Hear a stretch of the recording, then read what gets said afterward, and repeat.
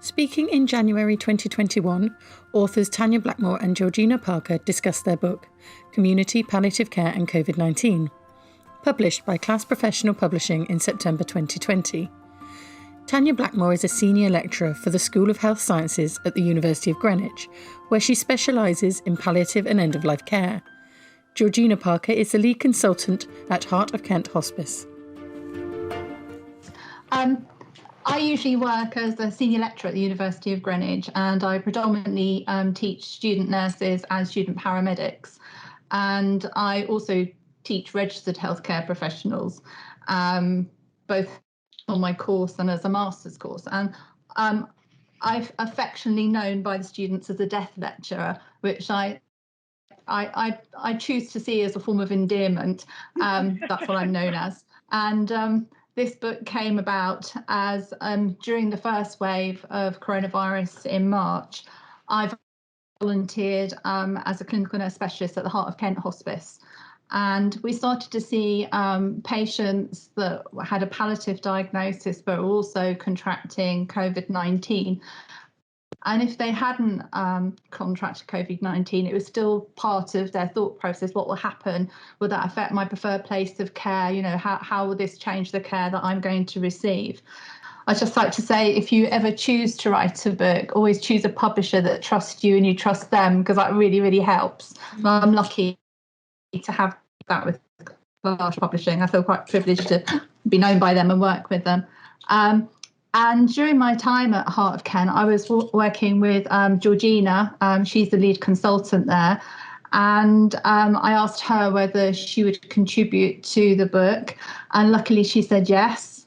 I do feel sorry for Georgina because I seem to follow her around. We've worked together in 3 different jobs now. I've worked obviously when I was volunteering, and then when I was working as in the acute sector as a Midland clinical nurse specialist, and then for nearly 10 years of work in the hospice in the Weald as well. But I'm sure she hasn't got a restraining order out yet, but hopefully we might get that way. But it's been a pleasure. We tend to work quite well and have mutual respect. So I was really, really pleased when she said that she would help me with this book. And we planned the book because around kind of the mantra or the underpinning philosophy that underpins palliative care, that it should be always a holistic assessment, that we should look at our patients' symptoms and look at them psychologically, spiritually, emotionally, as well as a physiological symptom control. And this was really, really exacerbated and really, really important in the time of COVID-19, because if palliative patients contracted COVID-19 and were taken into the acute sector, it was highly likely that their loved ones and known carers and family couldn't visit, so they'd often have to die by themselves, which is very tragic, obviously, for the patients and also for the family. So it was really, really important that if we could achieve preferred place of care and keep these patients at home, that was really, really important. And we hope that this book would go some way to achieving that. So the chapters that I wrote, I wrote the advanced care planning. And advanced care planning also became very, very important within the context of COVID. And we had an addition to that, which was treatment escalation plans. And these were assessing our patients on frailty scales and actually talking about ceilings of care if they actually contracted COVID-19 and what they'd want to happen, and agreeing on this to, again, achieve their preferred place of care. Because I think that palliative patients had all of these things in place on the most part, but then COVID-19 kind of confused that. So if they had a palliative diagnosis that was incurable and then got COVID-19 on top, would that affect their preferred place of care? Of course not. They could still stay at home, but we need to sort of reassure clinicians such as GPs and paramedics and community nurses that this was so. So that was really, really important in our role in the community team at Heart of Kent. And part of advanced care planning is having good communication skills. So we wrote about that in the book as well. I looked at some of the breaking bad news frameworks that you can use. And in my experience when teaching students about communication skills, what became really, really apparent is some of the Breaking Bad news frameworks are really based for the acute sector. They talk about setting the scene, making an appointment, and some of these things are just not applicable to the community setting. You know, if you're a paramedic and you turn up after a 999 call, or you're a community nurse and you've suddenly gone into a house and the patient's deteriorated since the last time you saw them, you can't set a scene or make an appointment. You've got to have that immediate discussion there and then. So I use an acronym called CONNECT, which I use with my students, that I developed through my experience of being very, very old, having been a nurse for 30 years, came up with this acronym that I use. And it's about immediately having those difficult conversations. And the students have found it very, very useful. So I put that into the book as well. And then also, how does wearing PPE affect our communication skills? So I looked at the research that was out there, looking at other epidemics such as Ebola, and looking at that and seeing what kind of research had come from that and the advice to take away from that, and included that in the book as well. And the other thing that sort of struck us and what we were seeing, the distress in our patients, is over bereavement. And we, as a society, are having to learn to grieve in certain ways. So that's why it was really, really essential to try and achieve preferred place of care, because grieving doesn't start when a patient dies. It starts as part of the deterioration and anticipatory grief. And so if we sent patients to the acute sector, the family wouldn't get that chance. And even if they died at home, we are still having to think about the way that patients and family are grieving because of the restrictions due to COVID, the reduced number of mourners allowed at funerals. And even if a patient dies at home, their extended family may not be allowed to visit at that time because of one household rules. So we have this potential that even when we control the pandemic, that we may have a whole society and a community that have this disenfranchised grief, that they haven't been able to grieve in the ways that we need to achieve getting over losing our loved ones. And so we put something about that in the book as well.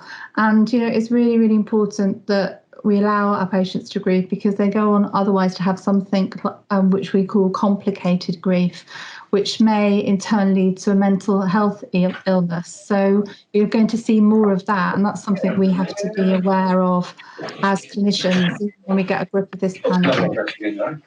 And also, as Leanne said, we put something about professional resilience in there and what actually makes us more robust, and the factors that help us be more professionally resilient.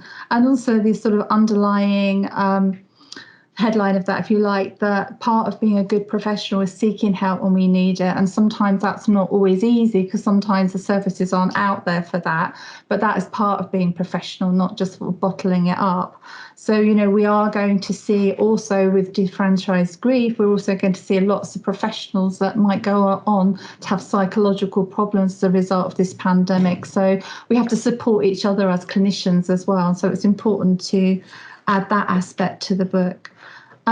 As far as the symptom control and patient management section, I handed over to George for that, because she's the expert. She's the lead consultant at the hospice, and she's been working throughout the pandemic with other frontline healthcare professionals.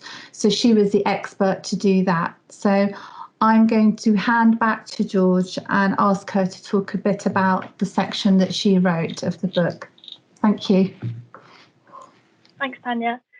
So as Tania said, my name's Georgina Parker, although lots of people call me George, and I'm the lead consultant at Heart of Kent Hospice. I've been a palliative medicine consultant since 2008 and working at Heart of Kent since 2017. It might help to sort of, although we were all there at the time, it might help to sort of remind people of where we were in March, sort of mid-March 2020. When it was becoming evident that the pandemic was spreading and involving the UK. there was increasing amounts of government guidance coming out, not just government guidance coming from all different directions, lots of it in very short space of time. And those of us working in relatively small organisations were having to deal with the same volume of information coming out as those people working in large organisations. We still had to digest the information and process it and be able to adapt it for our own organisations. So there was an enormous amount of guidance. Obviously, lots and lots of infection control policies, which we had to consider, as well as other guidance on making workplaces safe for colleagues, as well as all of the advice that was coming out in terms of dealing with the pandemic itself. So amongst that, we were at the hospice working to build relationships with local stakeholders, trying to work out who we needed to have partnerships and working relationships with for sort of working through COVID for the benefit of our patients. Working out how on earth we could meet. At that time, this would have felt really quite alien to most of us. This has sort of been amazing as it's developed over the course of the last year. But I remember having telephone conversations in the middle of March with the medical director at the hospital on with the phone on loudspeaker, keep cutting out because there was no other way of communicating with him when there were a few of us trying to ask him questions and get advice. So things have moved on enormously, and no, I don't think we would have envisaged that we would have had something like this a year later. We were developing symptom control advice for patients, and it took a while for that to become centred and organised, and so lots and lots of advice was coming out from lots and lots of different sources, which was all very, very similar because it was based on sound sort of palliative care advice, but all slightly different with slightly different tweaks and versions, and it was becoming challenging to keep on top of it, even as someone in the field. But for people for whom palliative care is a very small amount of their job, I cannot imagine how overwhelming it must have been. We all had colleagues off self-isolating and the threat of the schools closing. So it was an interesting time in the middle of March. So when Tania suggested this, I thought it was a great idea at the time. I realised quite what the amount of work was going to be. She asked me to do a small contribution for the symptom control bit, because obviously the handbook is much greater than just the patient assessment and the symptom control, as Tania's already alluded to. But the symptom control and patient assessment has become quite sizable as I kind of thought about it and what needed to be included. But I felt there really was, at the time, I felt there was a need to be able to distill all the advice that we were being given for this very specific patient group, because it is a very specific patient group, the palliative care patients who develop COVID-19, who want to remain in the community. But there was so much advice out there at the time that I really felt it would be helpful to bring it down to something that was easy to read and to action for these patients, so that community colleagues who weren't palliative care specialists could feel confident in managing these patients at home if at all possible, and to stay at home if that was the patient's desire. So I think there were some key points I sort of bore in mind, which was that not all palliative care patients who contracted COVID were necessarily going to die. I think obviously the more frail, the more likely that would happen. But we needed to bear in mind that some of these patients would require symptom control and would potentially make a recovery from the COVID. And that not all symptoms that these patients were experiencing could be put down to COVID. And so it was important in the assessment of these patients that the clinicians were able to maintain an awareness of that and try and unpick whether the patient was suffering with symptoms as a result of their underlying palliative diagnosis, or whether it was more to do with the COVID-19. And also I wanted to keep the advice as close to usual practice as possible, because I think there was most chance then that people would feel comfortable using it, but without confusion or risk of error, but also the medications would be available, and that it would correlate with most other regional advice that was kind of coming out throughout last summer.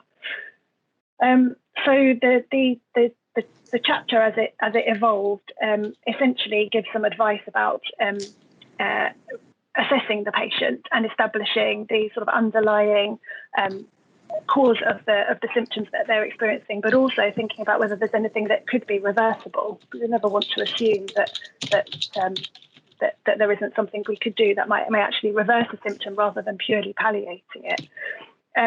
There's simple symptom control advice, which is in line with the sort of key advice that came out from Royal Colleges and the Association for Palliative Medicine, but is also in itself can be used on its own, but isn't going to contradict other guidance that's been given. And also thinking about advice for medications, bearing in mind medications may be limited because of supply, or patients may not have access to injectable medicine. So I wanted to make sure that there was a range of symptom control measures that could be used for these patients. And they based the advice mainly on the NICE guidance, which was coming out at the time, for managing symptoms at the end of life in the community, the BMJ best practice guidance, and the Royal College of General Practitioners and the Association for Palliative Medicine guidance, which was all very similar with very subtle differences, but they were the main references that we used to try and give the best symptom control advice. But also it was important that we had some advice within the handbook to remind practitioners that there would be local regional advice, and I think it's been brought home to me when Leanne was saying about the doctor that's reviewed it in Australia, that I don't think when I was writing it, I was thinking it would be used outside the UK. So I'm quite glad I put the caveat in that, refer to your own local regional advice as well in terms of specific symptoms, because that is important. But what's in the handbook is a really good starting place before people manage to get the specialist palliative care advice that these patients may then go on to need. So I'll hand back to Tania at this point. Thank you. I just sort of wanted to reinforce the importance of us using the case studies and to thank the contributors to that, because we're very lucky that we had Ashley Stewart and from the CCAM, and also Harriet Evans from the London Ambulance Service gave case studies, as well as Becca Lee, who's a district nurse, and also head of community at Heart of Kent Hospice, Oliver John Tidball, and also clinical nurse specialist Jackie Hackett, that contributed case studies which really underpinned the theory and really, really helped. And I think they're vital to a clinician and understanding the theory and what we're talking about in the main body of the book. So I wanted to thank them very much. And also the fact that they agreed to give their really valuable time to writing the book as well, and without asking for fees as well. So thank you for that. And it really, really is an integral part of the book, that those case studies. So thank you very much. So sorry, I forgot to say that, as Georgina said, that the royalties are going to Heart of Kent Hospice, the writing royalties, which is 10% of the books. And sorry, I was meant to hand over to Georgina to tell us a bit about the work of Heart of Kent Hospice. I do apologise. No, that's fine. That's fine. Got carried away.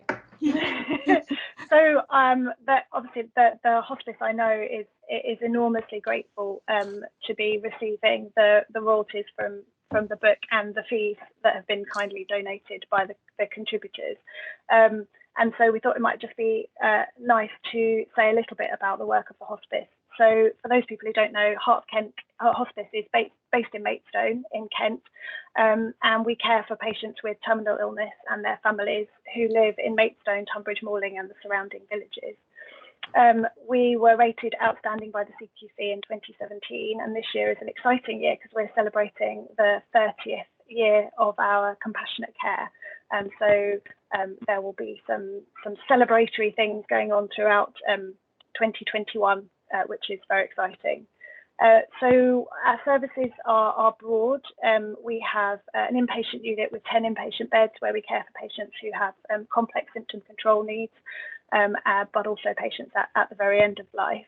We have a community team who offer an advisory service in patients' own homes, the usual place of residence, care homes and nursing homes, as well as a very progressive dementia team who care for patients from diagnosis, which is really quite unique when it comes to specialist palliative care input for patients with dementia. We have a family services team and a living well service who care for patients' psychological and social well-being.